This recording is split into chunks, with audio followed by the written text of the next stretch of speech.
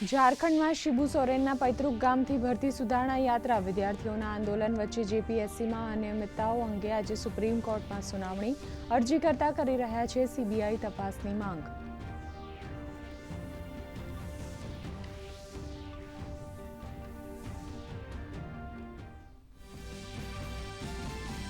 એક દેશ એક ચૂંટણી માટે રચાયેલી સંયુક્ત સંસદીય સમિતિની આજે બેઠક સંસદ ભવન એનેક્સીમાં થશે મંથન। પીપી ચૌધરીની અધ્યક્ષતામાં વિધેયકો પર મહત્વની ચર્ચા, વિભિન્ન પક્ષો અને પદ્મ વિજેતાઓ સાથે કરાશે પરામર્શ।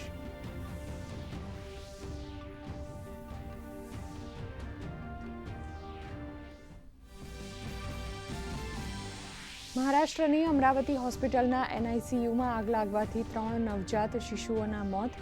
વેન્ટિલેટરમાં વિસ્ફોટ થવાથી વોર્ડમાં ફેલાઈ અચાનક ભીષણ આગ।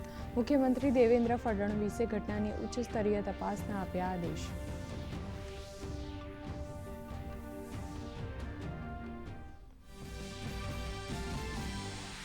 ઉત્તર પ્રદેશમાં વિધાનસભા ચૂંટણી 2027ની તૈયારીઓ શરૂ। સીઈસી જ્ઞાનેશ કુમાર કરશે જેનઝી સાથે મુલાકાત। કહ્યું, ઉત્તર પ્રદેશના મતદારોને સંદેશ આપવા આવ્યો। પારદર્શક અને શાંતિપૂર્ણ ચૂંટણી યોજવા માટે ચૂંટણી પંચ કટિબદ્ધ। ભારતમાં કાર્યોનો વિસ્તાર કરવા જાપાની કંપનીઓને વાણિજ્ય અને ઉદ્યોગ મંત્રી પિયુષ ગોયલનો વિશેષ અનુરોધ।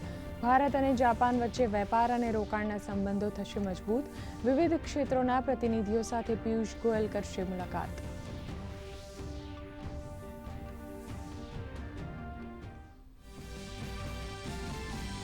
અમદાવાદ કસ્ટમ્સની મોટી કાર્યવાહી। અમદાવાદ એરપોર્ટ પર ₹83.14 લાખના સોનાની દાણચોરીનો કર્યો પર્દાફાશ। શારજાહથી આવેલી મહિલા સ્વેટરમાં છુપાવીને લાવી 500 ગ્રામ સોનું।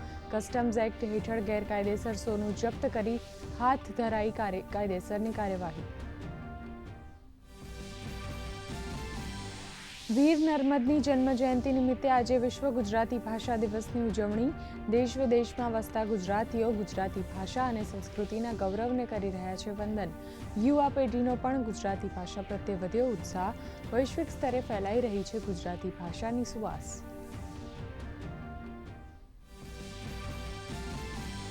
ઉત્તર ભારતમાં શ્રાવણ માસના અંતિમ સોમવારે શિવાલયોમાં ભક્તોની ભારે ભીડ, તો ગુજરાતમાં શ્રાવણના બીજા સોમવારે ગુંજી ઉઠ્યા શિવાલયો। સોમનાથમાં મધ્યરાત્રિથી વાતાવરણ બન્યું શિવમય। વડનગરના શર્મિષ્ઠા તળાવે શ્રાવણોત્સવની ભવ્ય ઉજવણી।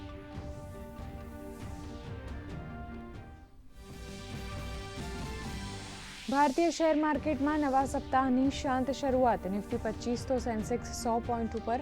આઈટી, ઓટો અને મેટલમાં તેજી। આઈપીઓની મોસમ પૂરજોશમાં, રોકાણકારોને બમ્પર રિટર્ન। કોમોડિટી માર્કેટમાં અવળી ચાલ।